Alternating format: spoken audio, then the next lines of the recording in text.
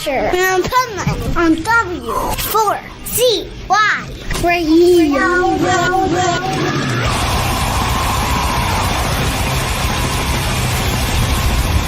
This is the Pipeman here on the Adventures of Pipeman W4CY Radio, and once again we're back with the amazing pet health guru here on the Positively Pipeman segment of the Adventures of Pipeman. Later in the show, we're going to talk about some powerful business strategies. We're going to give away some tickets to festivals, but right now we're going to talk about spay and neutering. And my first question anyway, Bill, is why don't they call it spay and neutering for humans? Like, you know, humans get castrated or vasectomy or, you know, or was it that a hysterectomy? And like, but with pets, it's spay and neuter. Where did that all come from?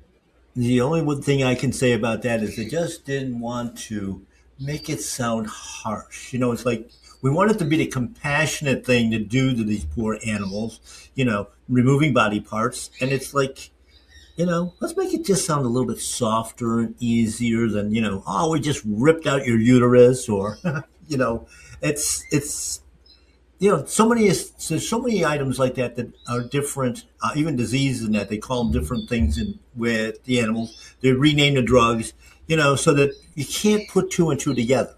It's just a confusion thing. Yeah, totally. And I don't know, as a human, I would prefer to be called by a more calmer thing than castration. That's the procedure. That's the procedure. No, it's just it doesn't make any sense. But they had to make it so it sounds like this is a compassionate thing to do. When in reality, we're cutting an animal's life in half by doing this. And they knew this back in the 1950s. In the 60s. It seems kind of unnatural, right? Well, there's no extra body parts. I mean, it's just, you know, the whole, you know, concept is we just can't keep breeding animals. We can't keep breeding animals. And, you know, on food animals, it's a little bit different. You know, they castrate bulls into steers. That's to change the flavor of the beef, actually. And of course, so that you know, for easier handling, because you know, when you take something out, you don't feel well. Okay, so hold on. Function. I want to know right now how castrating a bull makes the meat taste better. You don't get the strong testosterone taste. And of course, you're getting a lot more muscling, but you get a lot. It's a tougher meat because of it too, just because they're out there fighting each other. You know, we have to build up our bodies. So, yeah. But yeah, I mean, it cuts their lifespan in half, which is a terrible thing to do. You never feel well again. I mean, I can remember, you know, back in the 50s and the 60s. Yeah, I'm that old. When, you know, moms would get a hysterectomy. And they come home from the hospital, they were never the same person. That changes the whole personality. I can't see how you would be. Like, I mean, and think about it, too, when they talk about, you know, even in the extremes, like they should castrate a serial killer. Well, what does that tell you? That the reason that they're doing it is to change the person. It tells you that right there, you know? Absolutely. Yeah. And with pets, what do they tell you when you get a pet? That you should spay and neuter so they calm down. Yeah. Calm them down. They don't go into, the females don't go into a heat cycle. So, you know, there's no, but a lot of these bad behaviors, of course, are also caused because of the poor nutrition and all the drugs and everything else. It's, you know, when you take out a hormone producing organ, and it doesn't matter which one it is, you're going to have problems with producing those hormones, which means your adrenal gland, your thyroid, everything else has now got to work a lot harder. And of course, that's going to change your personality. It's going to change your health level as well. You're not going to be as healthy. You can't be. How could you? Like there's a reason we have these things. Even like in humans, they take out organs that they say you don't need. If you didn't need it, it wouldn't be there. It does That's right. something. Yeah. Well, the appendix was the biggest one, of course, for the longest time, and gallbladders. Well, you need the gallbladder to store bile so you can digest your food. And um, we also need to have the good bacteria in our gut. And that's when you remove those organs, you don't have that anymore. So now everybody's on drugs for, you know, all kinds of GI problems, IBD, IBS, ulcers, you name it, because we've removed the organs that are needed to produce these types of things. Well, the gallbladder, that's like a big trend now. It's like pretty trendy. The minute you have any kind of pain, they just want to pull it out. Like, that's the first stop. Like, that should be the last stop. And the thing is that I think people should just use some common sense, because they tell you when you're having your gallbladder removed how you need to change your diet for the rest of your life. Yeah. Okay? My viewpoint is this. First of all, if you have to change your diet, that means you needed that organ. But secondly, if you have to change your diet, how about you just change your diet and don't pull the organ out of the body? Yeah. You know, it's kind of that simple. I said that, you know, I reversed diabetes with just food. And my son, he's like, I got to give you props, Dad. I wouldn't do what you're doing. I would just take the meds.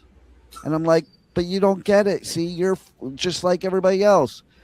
Like, even if I took the meds, I would have to eat this way. The meds are not permission to keep poisoning your body. No. So I just choose to eat this way and not take the meds. Yeah. Yeah, I had a client come in a couple of weeks ago, and they were scheduling her for gallbladder surgery. What else, right? And I said, why? Well, the doctor says it's only working at 25% capacity. So you're going to be working it at 0% capacity if you take it out. That means it's still working. Fix it. Just fix it. You know, it's like, I don't know, people want this quick fix. But if you've poisoned your body for so long, you can't have the quick fix. And taking something out of your body isn't a quick fix. All it does is present more problems, in my opinion, I would think. Of course. The body can't function normally. All these parts are part of a system. But when you look at medicine today, and you know, we're seeing it more and more in veterinary medicine as well. Of course, the human side's been doing it for a while. All these specialties, I think in human medicine, there's now 90-some specialties. You're looking at one body part. Well, if you got a heart problem, what caused the heart problem? You know, if you weren't born with it, you had to do something to your body that caused that heart to start having a problem. And of course, the bulk of it goes back to foods, the nutrition, the poisons, all the poisons. And, you know, so you're starting to break it down. Stop putting poison in. The body's replacing every cell all the time anyway. Replace it with good cells, not more bad ones. I mean, that's all cancer is deformed cells. Exactly. And here's the thing, too, okay, as a good analogy for the people listening, think of all the times you buy something where assembly is required and how many people end up with extra parts and think that's normal. No, there's not extra parts. You forgot to put a part in, and then a few years down the road, that thing's falling apart. Why? Because of those extra parts that you thought was an extra part. So having extra parts means falling apart. Yes. Well, it's like, you know, of course we do processing and that sort of thing. So I have some industrial equipment, and I'll walk by and I'm like, there's a bolt missing here. Where is it? Well, I don't know. Nobody saw it. Well, if a bolt fell out and fell on the floor, somebody had to clean it up. And nobody bothers to ask, where did that come from? Nobody has the curiosity to look. And then of course, the next thing you know, again, you have failures going on. And it's like, leave it to the, ask the boss, what should we do? How do we fix it? Where's the part? Where is the freaking part? Exactly. Or even some of them will take, safety equipment. Oh my God, that's another biggie, in the processing. Oh, it was in my way, so I took it off. Okay, yeah, and you just cut off your finger on the bandsaw, right? Exactly. You could do that with anything. Like I go surfing. If you don't have a leash on, yeah, the leash gets in the way. I've had my leg tied up by a leash, but without the leash, several bad things can happen, Mm-hmm. including death for Yeah. me or somebody else, Yeah. you know? So, like, listen, some things may inconvenience us, some things we may think don't matter, but there's always a reason. And I don't understand why people don't think of that there's a reason why those organs are there. Well, one of the big things that I have with veterinarians when it comes to spay and neuter too, it's like, well, we don't want your female dog to get uterine cancer. We don't want the male dog to get prostate cancer. Well, first off, the male dogs don't get prostate cancer if they're intact. That's a healthy body. When we take it out, that's when they have more problems. But they say, we don't want it. And I just look at the veterinarians when they say that, and it's like, listen, doc, I don't want you ever to get lung cancer. So let's remove your lungs. Right? And usually that's when I'm escorted out of the building. Yeah, exactly. But yeah, it doesn't prevent anything. In fact, actually, it's just like some of the inoculations. We see the disease after that occurs, not beforehand. These are animals that are supposed to be protected, people that are supposed to be protected, and the chances are, because you lower the immune system, you don't have a body that's functioning properly, and but pharmaceutical companies and the medical community makes a ton of money on this stuff. Mm-hmm. Even with the weight loss industry, a lot of these things that these people are doing along with getting a gastric sleeve or a gastric bypass or something like that, why don't they just do that part? Because that's the part. You know how many people get a gastric sleeve, they don't follow the dietary guideline, and then their stomach grows back and it's like it never happened and they didn't lose the weight. That should tell you that it's about what you eat, not what you take out of your body. Yeah, it's absolutely true. Let's face it, if you remove certain, just even not only organs, but muscles, if they took out your calf muscle, you couldn't walk. Yeah. It's just the philosophy that, if it's not working right, remove that part. And, it's like I can take a couple of gears out of your transmission. Your car will run, but probably not very far and not very well. And, exactly. It's and of course, we also don't look at, okay, when we do this stuff, this is surgery. Surgery is dangerous. Up to 25% of animals that go under surgery die on the table from the anesthesia. Because there is no anesthesiologist normally in a vet hospital. It's a vet tech watching to make sure the animal's breathing. Yeah. And that's all it is. And then, of course, you've got the healing on the other side of it. When you cut open the body, I don't care how big or how small it is, the body now has to divert its energy to healing that site. Mm-hmm. And so, if you've got other problems going on, which obviously if you're having surgery, you do have other problems going on, those are neglected. That's actually how I lost my father to cancer. He went in for a physical when he retired. They told him he needed, the physical to get his medical benefits because then he's got a hernia. Simple operation, so they said. Of course, now you see all the lawsuits for all the botched hernia operations. But when they opened him up, fixed the hernia, and it didn't heal. It wasn't healing. And so, of course, this is back in the 1990s. The diagnostic tool of choice was exploratory surgery. Opened him up, found he had cancer, closed him up, and he died. The prevailing wisdom was when air hits cancer cells, they grow like crazy. No, the body was keeping his cancer in check until they made the first incision. And then it was still working on cancer. That's why the hernia operation wasn't healing fast enough. And when they did the exploratory, of course, now I've got a massive, incision, I have to heal that. The cancer just takes over. And I mean, the whole system is absolutely backwards. Or is it? Maybe it's on purpose. I don't know. I'm just I speculating. think it's by design. Let's put it that way. On purpose, is it a purposeful design? Well, if money's the goal. Money is a goal a lot of times. Yeah. Looking at how our gas prices keep going down now. It was only going to be for a couple days. That was going to shoot up to and with gas prices, same thing with everything. It just becomes the new norm.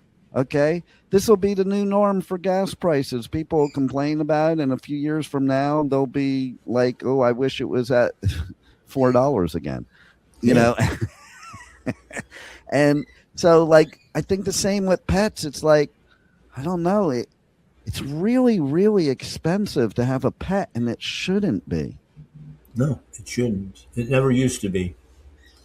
I mean, when I started in the industry, I was originally looking to go to vet school. And to be honest, most of the vets back when you're looking in the 60s were still pretty much country vets, handling livestock and stuff like that, just general practitioners. There was no regular office visits. There was no schedule. There was no wellness checks. There was none of that stuff. And they were true diagnosticians. They could actually look at an animal and see what was wrong with it and knew exactly what to do. And today, of course, all they're doing is pumping drugs, send it on to another specialist that's going to look at that one body part and not have any answers as to why it happened. Why did your gallbladder go bad?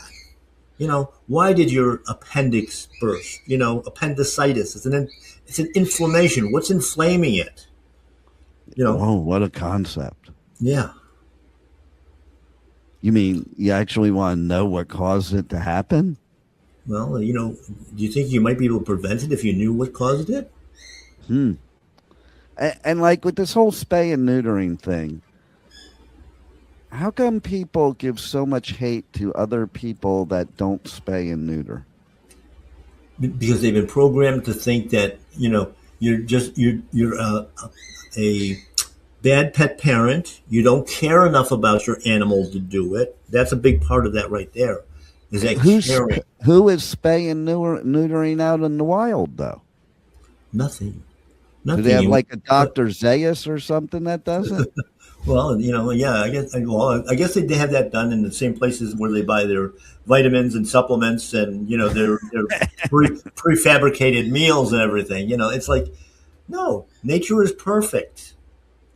Not necessarily in our eyes, when a cat catches a bird and is eating it, oh my God, it's a terrible thing. But a mouse, well, we'll tolerate that because we don't like mice. Mice are bad. Rats are bad. But this is the whole thing. It's a balance. It's a perfect balance. But we've tried to add emotion to it. And, of course, that spells disaster in many cases. I think, too, things happen the way they're supposed to happen. And when you start, like, using mad science to change that, there's a lot of problems from that. Yeah. Absolutely. Just my opinion. Just my opinion. Yeah. For you people at YT, just my opinion. It's when you look at the problems of society today too, it's the same thing, because when you alter the hormones, and that can be done even chemically. There's chemical castrations now that they can do and that sort of thing. But once you start throwing that body out of balance, you don't know which way it's going to spin. Well, and the body may not know how to acclimate to it in a way that would be beneficial. It'll acclimate, but, it's kind of like taking the steering wheel off a car and then going to drive it. Yeah, at 80 miles an hour. Exactly. Yeah. So tell everybody how they can find out more about this and other pet health and human health, truths. We'll just say truths. That's a good way to put it. And check out your podcast, your show, My Paleo Pet, all that good stuff. Yeah. I mean, Pet Health Cafe every single week. You can listen to it on YouTube 24/7, Spotify, a whole bunch of other places. where we talk a lot about all the different topics about health and medicines and natural remedies and prevention, and even behavioral type things on both the pet and the people side, because we do a lot of crossover on that. So, because if you're good, we have to have our pet parents healthy too, because they have to take care of them. You can also go to mypaleopet.com for our store. The store right now is in transition. We're in the process of a move. And check out the social media to the new location. And we're planning a lot of new services there as well. I do consultations as well for health and wellness on both people and pets. We try to get the program together that way, and I'm just all over the place. I mean, it's a good thing. They can reach the store at 954-971-2500, and book an appointment, come in and see us. Let us get you healthy. All the herbs and good foods and farm to table selections that we have. So we got so much to offer, something completely new, and we're just going to keep expanding on that in a new store, a new horizon, a new start for a healthier 2026 and our 20th year of operation. Wow. Blows your mind, doesn't it? It does. I don't know where the time went. Proves you're doing something right, though. You don't last for 20 years if you're doing things the wrong way. So everybody check out Pet Health Cafe, My Paleo Pet, and we'll see you again next week, Bill. Sounds great. Thank you. All right, stay tuned now. We're going to run some commercials so you can win some tickets to festivals. Now, listen, all you have to do is tell me which festival you want to win. Go to my socials at Pipeman Radio. On any socials, and you'll be entered to win. And then stay tuned for some powerful business strategies right here on the Adventures of Pipeman W4CY Radio. Louder Than Life, North America's loudest rock and metal festival returns to Louisville this September with My Chemical Romance, Iron Maiden, Tool, Limp Bizkit, plus Pantera, Pierce the Veil, Gojira, Papa Roach, and more. Nearly 200 bands across 7 stages. Louder Than Life at the Kentucky Expo Center, September 17th through 20th. Passes are on sale now, starting at only $1 down at louderthanlifefestival.com. Aftershock, the West Coast's largest rock, metal, and punk festival, returns to Sacramento this October with My Chemical Romance, Tool, Limp Bizkit, Pierce the Veil, plus Suicide Boys, Queens of the Stone Age, The Offspring, A Day to Remember, Wu-Tang Clan, and more. Aftershock, October 1st through 4th. Passes are on sale now, starting at only $1 down at AftershockFestival.com. Hey, you're listening to The Adventures of Pipeman on W4CY Radio.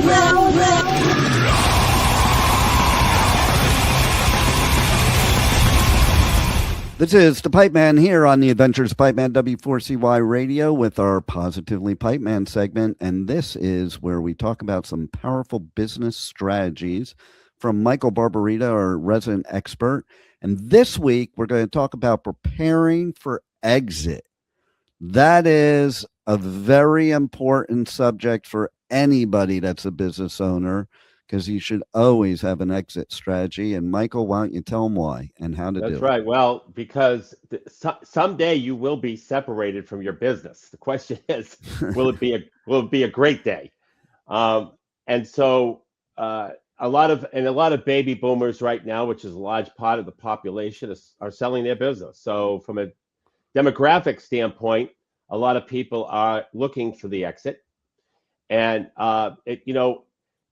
the exit isn't something. It's not like selling a house where you just put a for sale sign on it, or selling some type of asset that you have. It's totally different.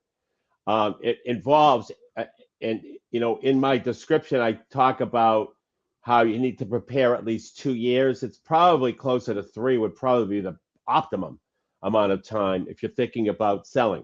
It's not like you can't think about selling on January 1st, 2026 and try to sell the business at the best price. You can, but at the best price and an opportunity in 2020 and try to sell it in 2026. It's just not the way to go about doing it. Right.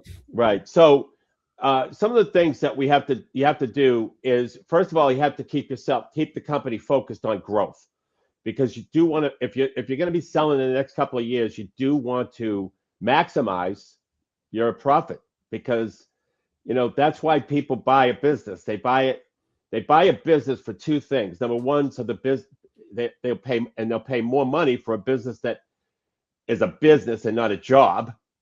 Very important designation there that I'll get to in a moment. But and they will pay. They want to pay for opportunity. They don't want to buy a stagnant business. They want to buy a growing business.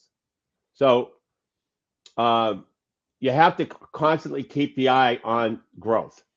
Also, you have to reduce the reliance on you. The more you reduce the reliance on you, the more valuable the business is. Why? Because people don't want to buy jobs; they want to buy businesses.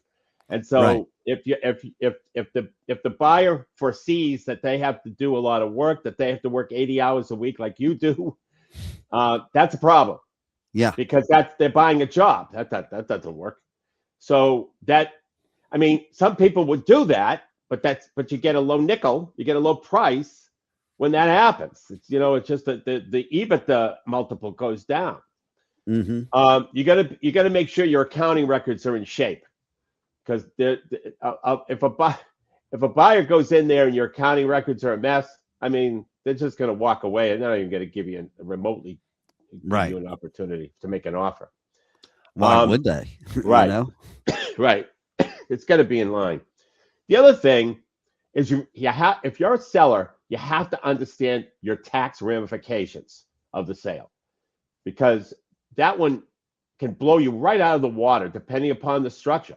One of the worst structures to sell is a C corporation, because there's a double taxation associated with that. Yeah. Okay, once to the company, they get taxed, and then you want to take the money out of the company and put it in your pocket, it gets taxed again. So you have to really convert that C corporation to a sub S, and that can cost you some money for sure, not just in preparation, but also more importantly there's this thing called the built-in gains tax, which is a nightmare. But it's better to convert and pay that built-in gains tax than not convert and pay the double tax when you sell. So if you're a C corporation, get out of it. But in the meantime, understand the tax ramifications. You've got to understand all your estate planning ramifications. Okay, you want to make sure that if there is a sale, and if you're not around, you want to make sure it goes into the right hands. Or if there is a sale and you are around, you're now going to be hopefully dealing with a pile of money that you have to, properly estate plan for. So that's another important consideration. Strategic buyers are always willing to pay more, even though they don't let on that they will. Okay, so a strategic buyer is somebody who is in the same business or serves similar customers than you do. They already have the overhead base, and all they're doing is piling your sales onto their overhead base. So a lot of that profit falls to the bottom line. They're willing to pay more. They won't let on that they are, but they are. So looking for strategic buyers is a way to maximize the purchase price. You should have a valuation done on the company. Not that, and by the way, most valuations that are done are definitely overstate the price, in my opinion. But it's good to have, because it's an overstated price, and it's good to get an overstated price. So usually a valuation is something that you should do during that 2 to 3 year period. You got to find a good business attorney. without a good business attorney, somebody who understands how to negotiate, somebody who understands business and law. Because no matter what the case is, there's usually a couple of crisis points in like every deal. And you need a lawyer who understands the business ramifications so they can negotiate on your behalf. Because you don't want to sit there and negotiate all the, certainly the major terms are negotiated, but all the Mickey Mouse terms that can actually ruin a deal, those are best served between the attorneys. And if your attorney understands the business concepts, they're going to have a leg up on the other attorney during that type of negotiation. So that's critical as well. You got to understand, you got to decide what your role is going to be.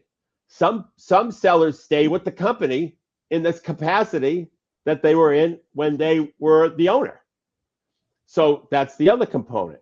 What role do you want to play? Some are just consultants to the business, and they get paid for that, by the way. Don't blow that one.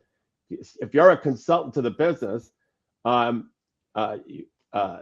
you should get paid for that. And by the way, that's earned income versus capital gain on the business, and that might be taxed at a lower rate. So you might be able to allocate purchase price toward a consulting agreement, which is something that you might not do any work on, but you might answer questions from time to time, and you're probably willing to do that at a price. And you should be. But you can allocate purchase price to that. You can also allocate purchase price if you own the building. You can allocate some purchase price to increase rent. That helps because the building will help. The depreciation on the building will help offset some of that extra income. So it's just another way to manage it. When I sold my businesses too, I used to allocate price toward telephone numbers and different types of intangible assets. Now these, at the time when I did it, it was a 5-year write-off. Now it's 15, so it's not as much of an advantage. But the more assets that you could allocate purchase price to, usually the better you are tax-wise. But you should consult your tax attorney or your tax person on that. So there's just a bunch of things, and my list is even longer, but there's just a lot of things that you need to do to prepare for a sale. It's not one of these things where you just put a sign out or, just ask a couple of people if they want to buy. It just doesn't work like that. No, it doesn't. Right. And if you want to use a broker, there's a lot of reputable brokers out there, but you've got to be careful because there's brokers who really don't understand business. Because there's no license to be a business broker per se. There really isn't. And they love to spam you. That's right. They do. Yeah, that's another thing.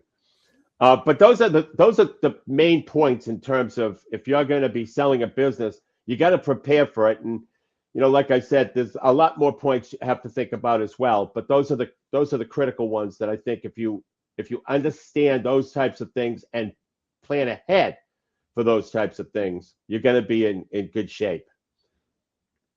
Very cool. And it is very important. I think it's very important that somebody consult with an expert on something like this so that they don't make any mistakes. And that's where I think they need to reach out to you, Michael, and Next Step CFO. How can they reach out to you and get more information on how to do a proper exit strategy or anything else having to do with any powerful business strategies? Well, they could go to nextstepcfo.net. They could go to the contact page and ask any question they'd like, but they also could take advantage of our AI business assessment diagnostic, which is it's an AI diagnostic. It takes less than 10 minutes, and it'll find hidden revenue in your business. And it'll identify 3 key strategies as it relates to your business through the AI questions that are asked. And it'll also explain how to go about implementing those strategies. And it's free.